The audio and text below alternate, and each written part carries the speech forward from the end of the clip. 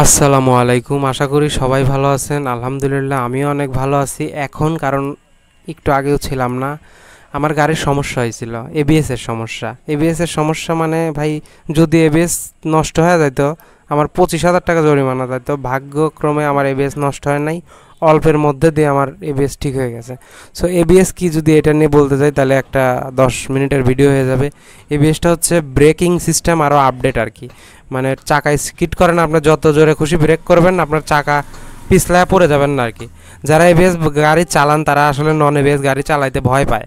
যেমন আমার এই গাড়িটার বাংলাদেশে R15 ভার্সন 3 ইন্ডিয়ানের এবিএসের উপরে আসলে এবিএস কোনো গাড়ির নাই, বা এর চেয়ে ভালো এবিএস কাজ করার মতো কোনো গাড়ি নাই।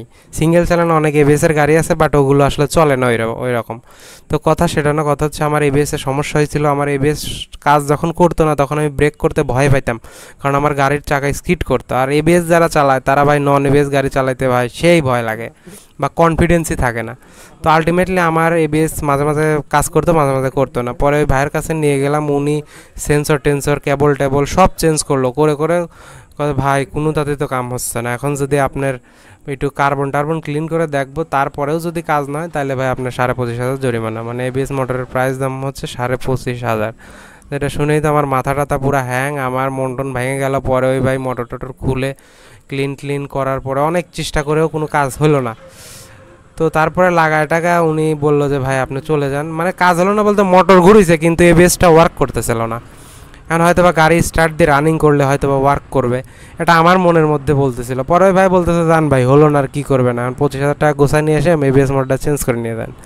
পরে বললাম ভাই তারপরে একটা টেস্ট ড্রাইভ দেন, আল্লাহ না করুক, আল্লাহ যদি সহায় হয়, যদি আমার এবিএসটা ঠিক হয়ে যায় তো আল্লাহর কি কাম, যা কইছি তাই। উনি গাড়ি স্টার্ট দিয়ে রান করছে না, সাথে সাথে এবিএস ওকে একদম প্রপারলি ওয়ার্ক। পরে তো ভাই ও ভাইও খুশি, মানে ও ভাই মনে করেন কিছু কামাই হতো না এত ঘন্টার পর ঘন্টা শ্রম দিয়ে। আর আমার তো 25,000 টাকা বাইচে গেল। মোটামুটি আমরা দুইজনই খুশি, প্রচুর পরিমাণে খুশি। ভাই আমিও অনেক খুশি। সকালে আইছি সন্ধ্যা হয়ে গেছে, কিন্তু আমার এখন অনেক ভালো লাগতেছিল। এবং গাড়ি বৃষ্টির মধ্যে আমি গাড়ি চালাতে ভয় পাই ছোট, মানে আগের থেকেই, কারণ আমি একবার পড়ে গেছিলাম।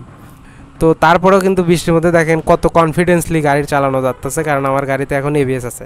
হ্যালো ভাই, মৃত্যু আল্লাহর হাতে, মৃত্যু লেখা থাকলে যেদিন সেদিন মৃত্যু হয়ে যাবে, ওটা ঠেকানোর কারোর ক্ষমতাই নাই। কিন্তু তারপরে আমাদের সচেতন হয়ে চলা দরকার। আর গাড়িতে এই এবিএসটা আসলে ব্রেকিংয়ে অনেকটা কনফিডেন্স দেয়।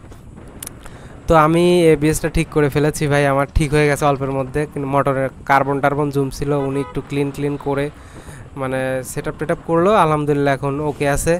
তো আমার 25,000 টাকা বেঁচে গেল, আমি সেই খুশিতে আসলে অনেক খুশি। এই ভিডিওতে আমি কি বলবো আমি কিছু বুঝতেছি না। তা যাই হোক, এবিএসের আপনাদের কারো যদি এবিএস মোটরের প্রবলেম হয়, আপনাদের যে মানে চেঞ্জ করতে হবে বিষয়টা এরকম না। দক্ষ টেকনিশিয়ান দ্বারা যদি আপনি একটু সার্ভিস করতে পারেন, আমার মনে হয় না, কারণ 5 লাখ টাকার বাইক ভাই আপনার এত সহজেই নষ্ট হয়ে যায়, বিষয়টা এরকম না।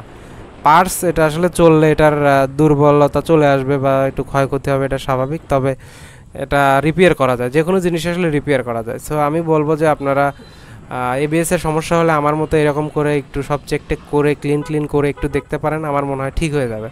তো ভিডিওটা বাড়াবো না, বৃষ্টি ভেজা সুন্দর আবহাওয়া, সেই শীত লাগতেছে। আমি এখন বাসায় চলে যাচ্ছি।